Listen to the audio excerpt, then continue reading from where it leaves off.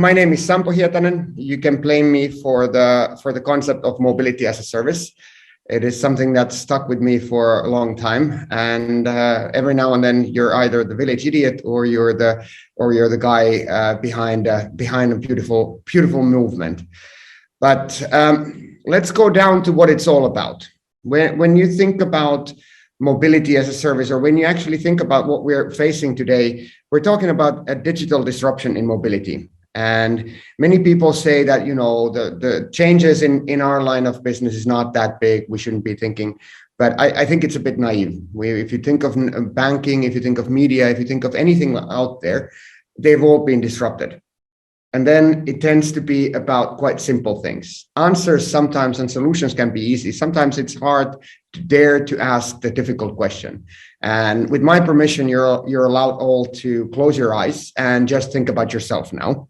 And I will ask you a question that hopefully within 10 minutes you will be able to answer nicely. And you say that Sampo has something that is better than my own car, and you're willing to give me all your money for it. So just imagine, what would I have to promise here today for you so that you would give up your car and you would feel the same freedom, you would feel the same idea and the same sense of individuality and freedom as you do right now. Feel free to think about that throughout the whole session. For us at the company that I founded, we have a simple task. We want to definitely replace at least 1 million cars off the roads in the world with something better. About the mobility as a service, it seems to be that it's now on the lips of everyone. Started as a movement, started as a thing, and all of a sudden we can be here in Mexico speaking about it, which kind of gives me hope in these sometimes dark days that there's some good in the world. Because trust me when I say there has not been an evil conspiracy or any kind of huge lobbying. It is just people getting excited about the whole idea that could it actually work this way. Now, let us dream a bit. What if instead of your car, I would say that I promise I'm a bit like your mobile operator, taking care of all your phone calls, taking care of everything. And I promise I will get you there. I will get you anywhere you want, anytime you want, and just on a whim like that. What if you were able to actually buy packages that says not that you have a bit of ride hailing, a bit of this, but instead of that, I say within 15 minutes, you're always underway. You're never delayed more than 15 minutes, and it only will cost you this much. Or we even go further. We'll say that, okay, the 90 minutes people spend normally in transportation, forget about that. We will fix all that, but actually we will entertain you during those 90 minutes. We will do all of this. Is that far? Actually, it's not. The components are there. Something that we have been building. What you need first is you need an application to combine it all in a simple, convenient way. Let's remember, again, the competition is out there, and the competition is really smart. Nowadays, it's not even a key. You just push a button or even less, and you are driving. And we have to be just as easy as that. Combining everything, putting it into subscriptions that are a bit like your Netflix subscriptions of everything out there. Every door will open to you. Someone said it that it's a bit like a skeleton key to your city or to your world. Of course, assisting you along the way, making sure you don't worry about tariffs, payments, or anything like that. You're already paid up for it. And would that do it? I'll tell you an example of some young ones that were just about to think about buying a car. And when I was asking about them, so what would I have to promise? If I give you your city, everything open? And they said, yeah, that could be it. And then I said, what about the whole country? What if I gave you everything that you can ever think of, all the Ubers that you can think of, all the trains and all the car clubs, car rentals, every bike and everything you can ever think of in the whole Mexico? And then I said, okay, how about something bigger than the car? What if with just one simple monthly payment, you would be able to open not just everything in Mexico, but like with the mobile phone, it functions just as well in New York City, Singapore, Tokyo, everywhere. So whilst car has been a dream that has dominated the mobility sector and actually our urban development for about 100 years now, we need a bigger dream. We need a better dream, something that's also more sustainable. What if I were able to say that, hey, the whole world is open. every ride hail, every taxi, every metro, every car share, every car rental, bike, everywhere in the world, all yours to use. Would that make you be in the same level, or would that make you give up your car? Now, does it have any meaning? I actually stole this line from the former CEO of Nokia, a Finnish-based company, who saw within just a couple of minutes that exactly this will happen. If you compare what is happening now in mobility or transportation, you need to think about what happened from the 80s to this date in telecom sector, and something similar is ongoing here. He said that you guys have no idea that what kind of a tsunami is hitting the whole transportation as we speak.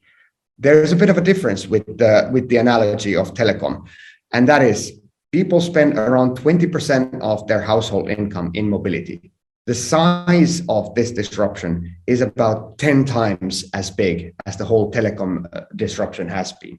76% of the share of wallet now is lying on that car, that asset of car that is utilized about 4% of the time. So I'm claiming that this is the biggest question for the next decades for economic growth, because for that you need some sustainable productivity leaps. And there isn't a bigger opportunity than this. Something that is 20% of household cost, where 76% of the value lies on an asset that is used about 4% of the time. Let's do sustainability. I come from Europe, where EU Commission says that even with all the electrification and everything, we are facing from 25% by 2030. Transport-related emissions are 40% of everything. We cannot justify this anymore. We know in mega cities like Mexico City, also congestion and everything is just, we cannot live up to the car ratio being similar than in some other parts.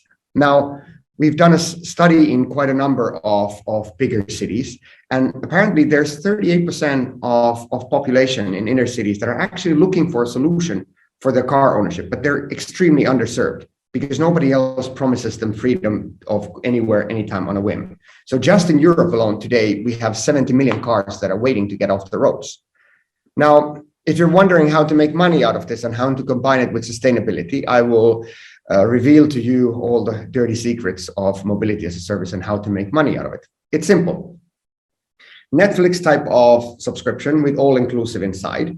You sell it, and if you paint the idea that, hey, give me as much money as the car, then I'm fixed with the income, but that's quite a lot. Then the second thing is I have to do all the trips for you during the month, which means that every time, from what I calculated, a taxi ride or a car ride, I put you on a bike or walking, it lowers my production costs. So I can actually make humongous profits out of sustainable choices.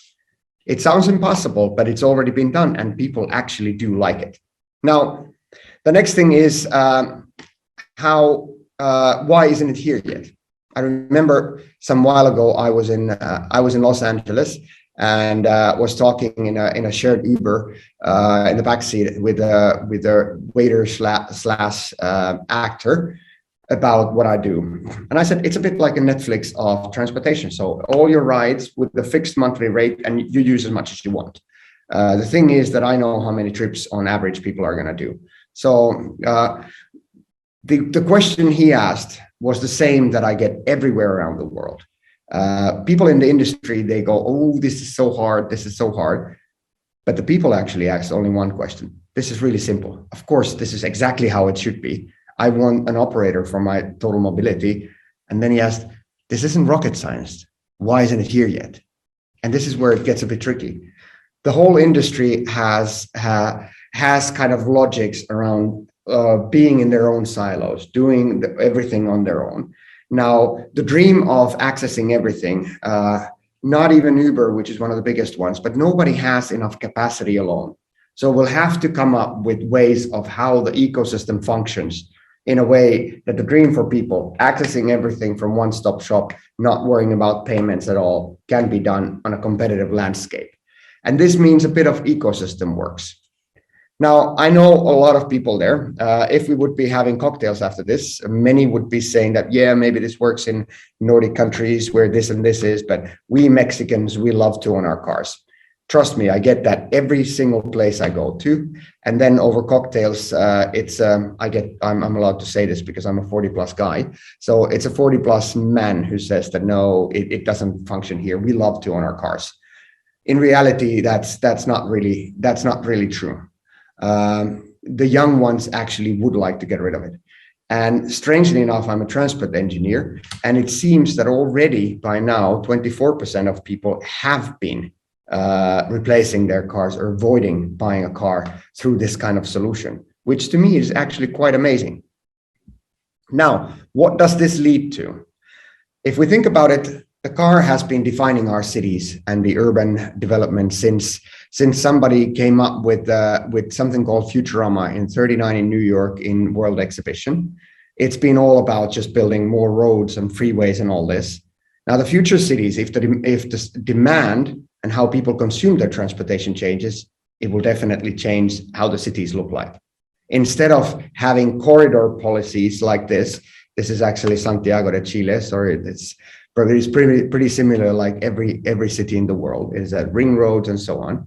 They will be based on hubs instead of corridors. And this takes quite a lot of change. So we're foreseeing quite a big change that is happening. And I challenge everyone on it, because the reality is that this is a change that no one can do alone.